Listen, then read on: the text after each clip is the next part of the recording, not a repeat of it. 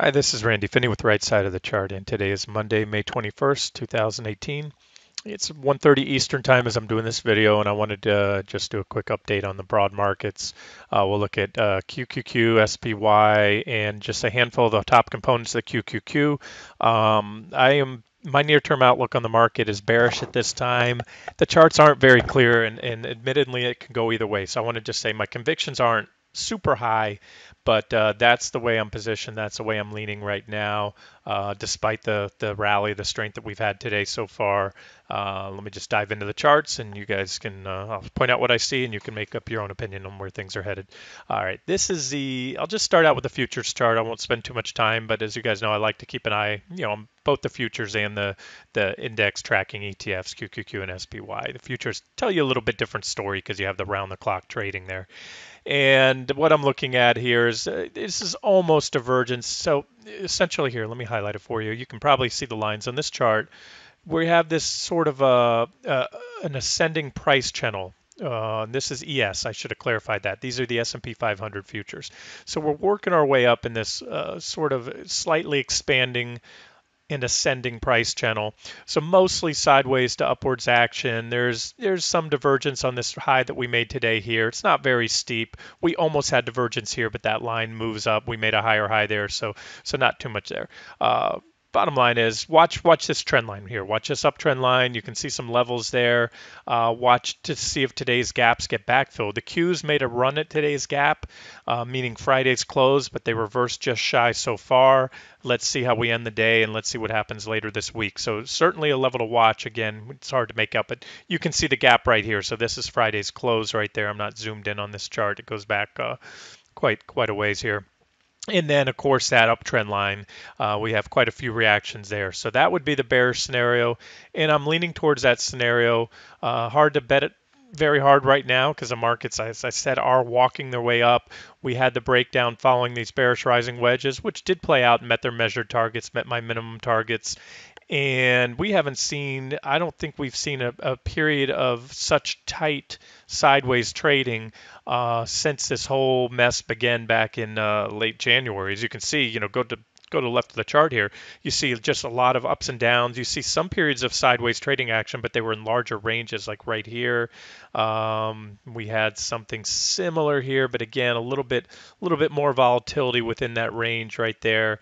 And the most important thing is from these trading ranges, the prices they tend to act like a coiled spring, and usually when you break one way or the other, it can be pretty impulsive. So that's the ES. Let's just look at NQ, and then we'll move on to the index ETFs, and then a couple of the top components of QQQ, and then we'll wrap up.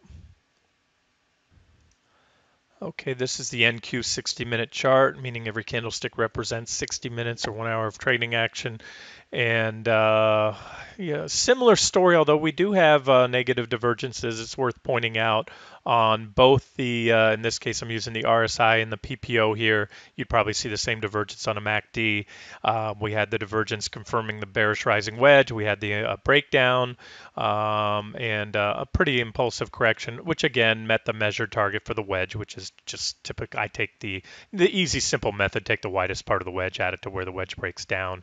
And again, measure targets are only just an estimate. Sometimes, price patterns fall well shy. Sometimes they more than exceed their measured targets.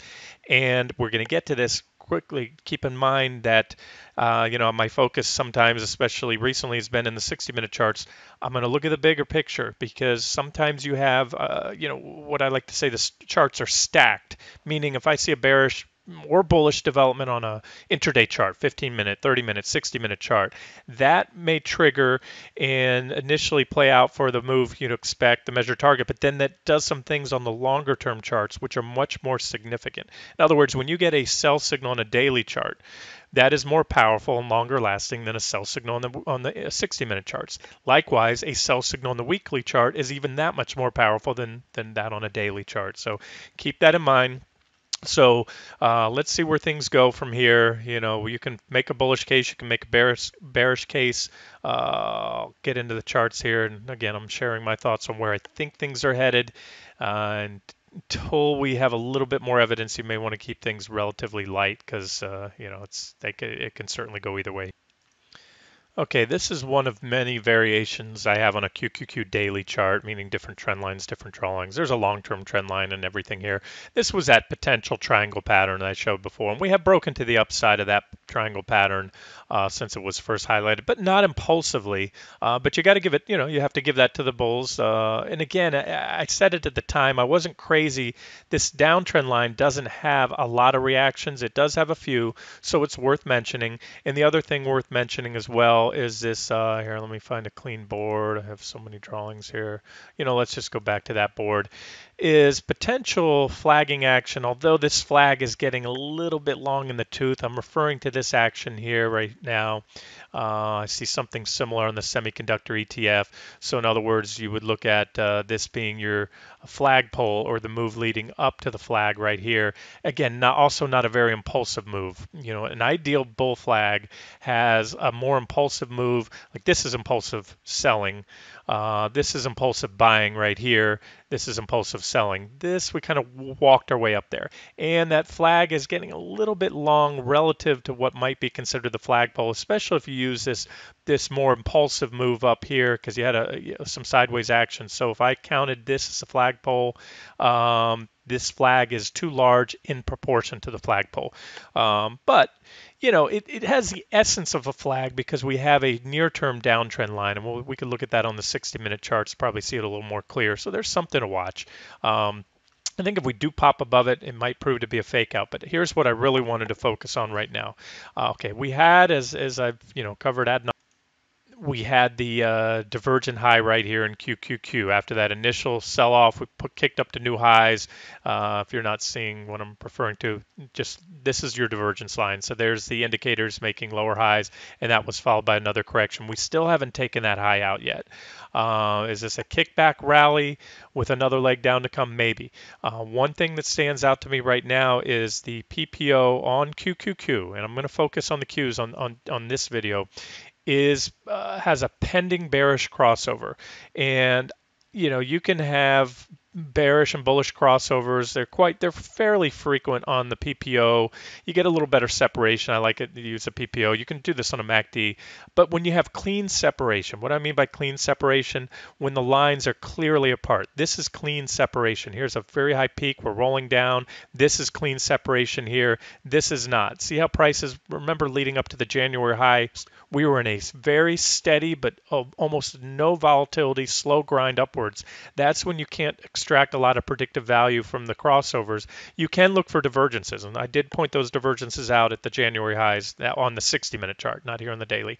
And then I pointed them out here on the daily chart, which should have, quote unquote, longer term bearish implications because we've already started to move lower off those highs, but we'll see. Now, another way to look at that, the separation of lines, that's where a PPO histogram comes in useful. Let me pull this down a little bit. Let me squeeze the RSI down.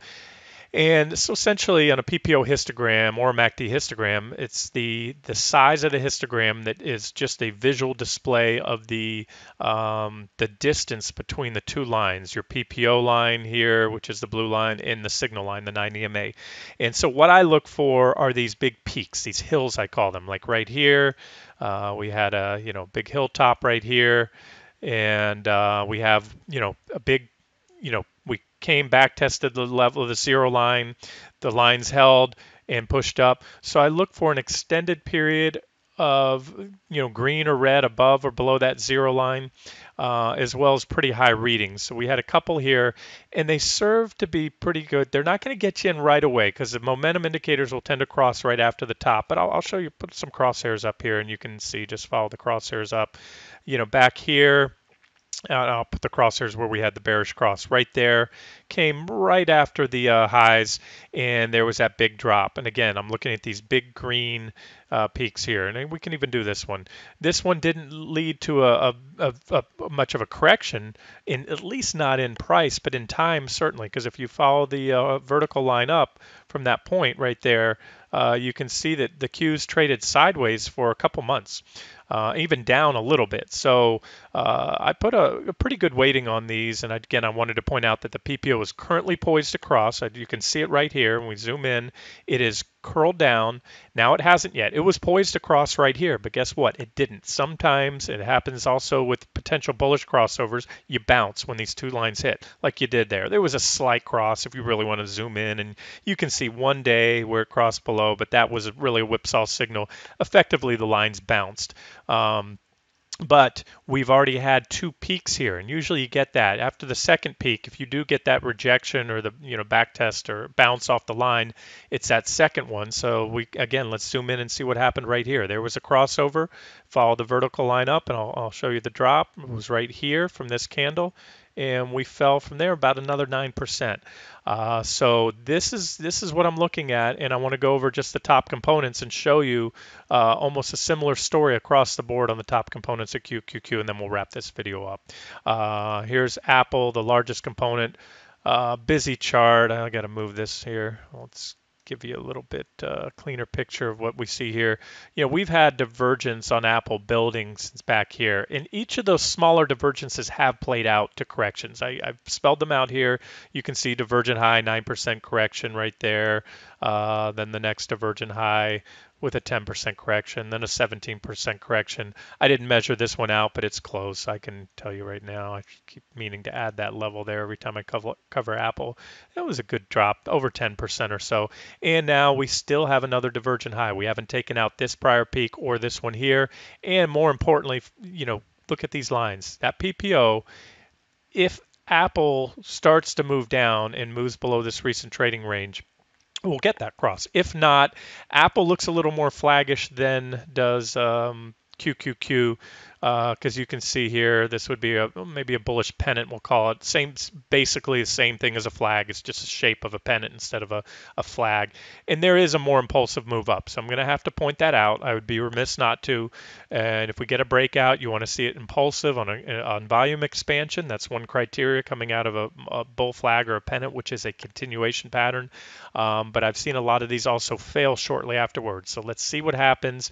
And again, we'll have resolve or resolution of this week, more than likely. Either these lines are going to bounce soon, maybe taking out these divergences, or we're going to get a bearish crossover, and that'll confirm that. And I don't want to go all over the place. We could look at the weekly charts, but I want to stick with the dailies now and just wrap this video up.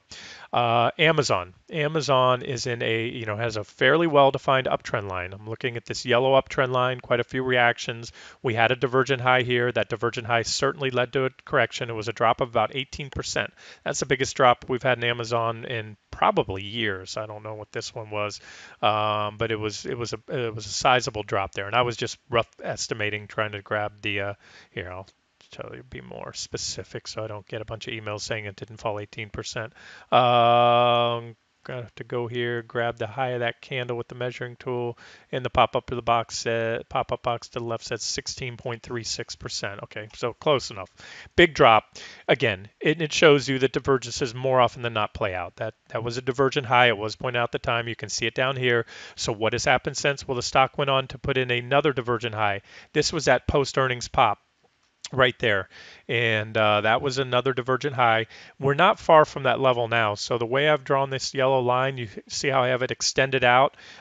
We may go on and put one more divergent high, but to me, this is what I'm trying to convey. The writing's on the wall that it appears to me, and I may be wrong, but it appears to me that the upside right now is limited to maybe a few percentage points in a lot of these stocks. These charts are clearly bearish, so maybe the PPO comes up one more time. That last divergent high doesn't play out, because again, the way I have it drawn here, that divergence, I just want to be clear on this, that divergence was right here. You can see that's where prices made a higher high.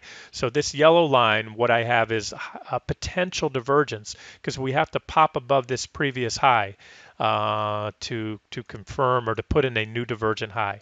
So either way, whether we do or don't, look for a break of this trend line. If we do look for get a marginal new high and prices reverse, that divergence is confirmed with a bearish cross on the PPO, watch for a break of this uptrend line. That will be a breakdown of a bearish rising wedge, which will have pretty substantial bearish implications. I think it would take us back down at least to that 1341 level again, if not more. These weekly charts are starting to look pretty ugly. I said I wouldn't get into the weekly charts, but it's hard not to because you really have to look at the big picture.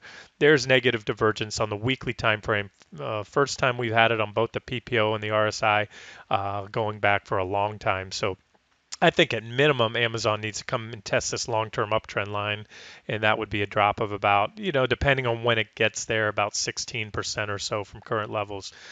So there it is. Again, this is what I'm looking at, and this is a common theme here. I'm only going to go through a handful of these stocks, and then we'll move on. So there it is. We had negative divergence at the most recent high. We'd have it again at a marginal new high, assuming we reverse. Here's Alphabet back testing this long-term trend line. You have to go back all the way to 2015 on that one to see that trend line there, but just focus, forget about all the other notes here, this yellow trend line. So what we have here on Alphabet is a breakdown right there, back test number one, back test number two from below, and now you have the PPO turning down just like every other top component of the Nasdaq 100. So this market, can power on through these divergences. It can turn these PPO, these momentum indicators back up, the PPO and the RSI, or this divergent high is going to continue to play out with more downside, which the charts would indicate. This was a pretty large divergent high in Alphabet. So here's Microsoft. And again, I'm doing these because the top components of the QQQ alone make up the bulk of the returns. So I don't need to go through all 100 and something stocks in the NASDAQ 100 to figure out where that index is going, just the top 5 or 10.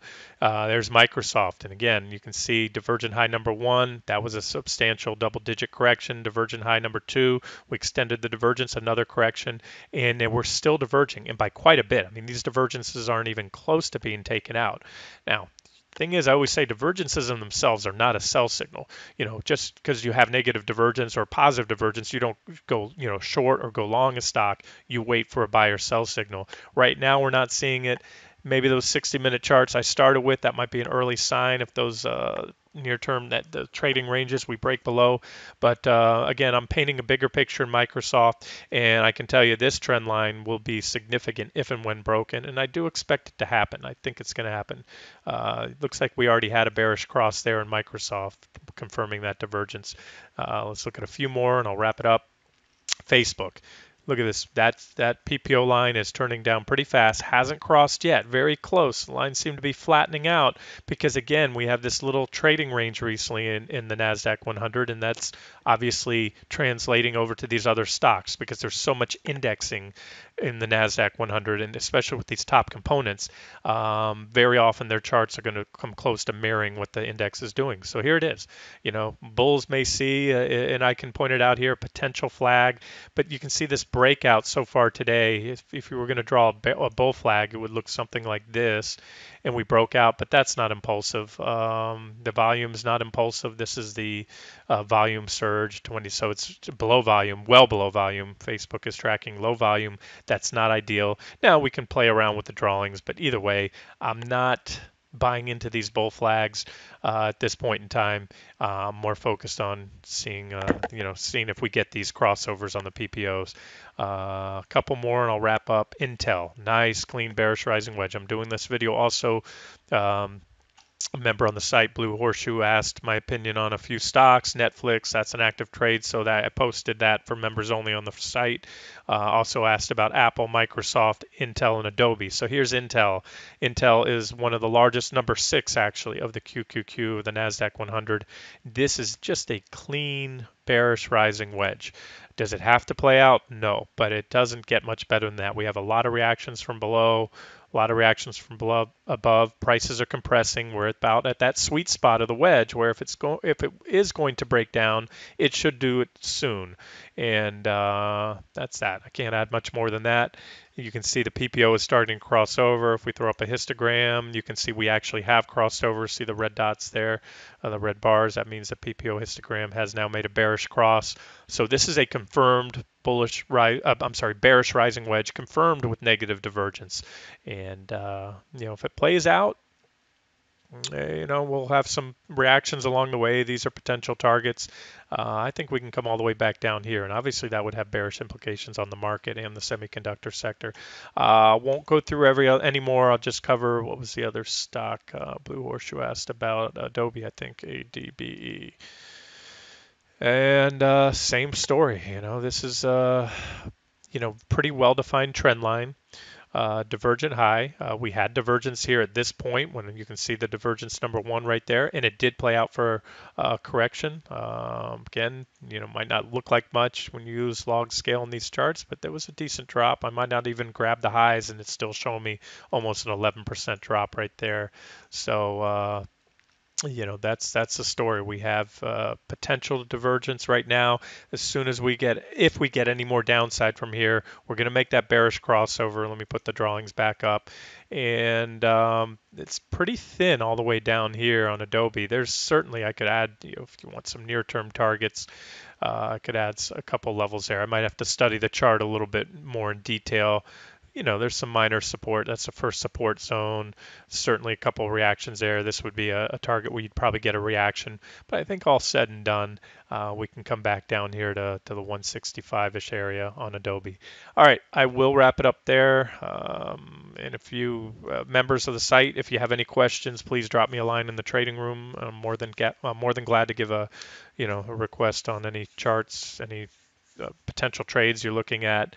And if we get any developments on the broad markets, I'll highlight that. Right now, we're in that sort of sideways grind, and just watch those levels on NQ and ES. And I probably should have done the same for QQQ for you, because I know a lot of traders don't chart or trade futures. You can see it here. Let me just there it is. I would draw it like this. This is QQQ. So actually, it's more of a triangle type pattern because you don't have the overnight trades. So NQ, you have those. We've had higher trades up in the overnight session that were faded, and this is more of a triangle pattern. So there it is for you QQQ traders. Watch, whichever way this breaks could give us a clue, and probably will. This is, again, prices are compressing in here. It's like a coiled spring. That may give us a next direction or near-term direction of the market. This has been Randy Finney with Right Side of the Chart. Hope you enjoy.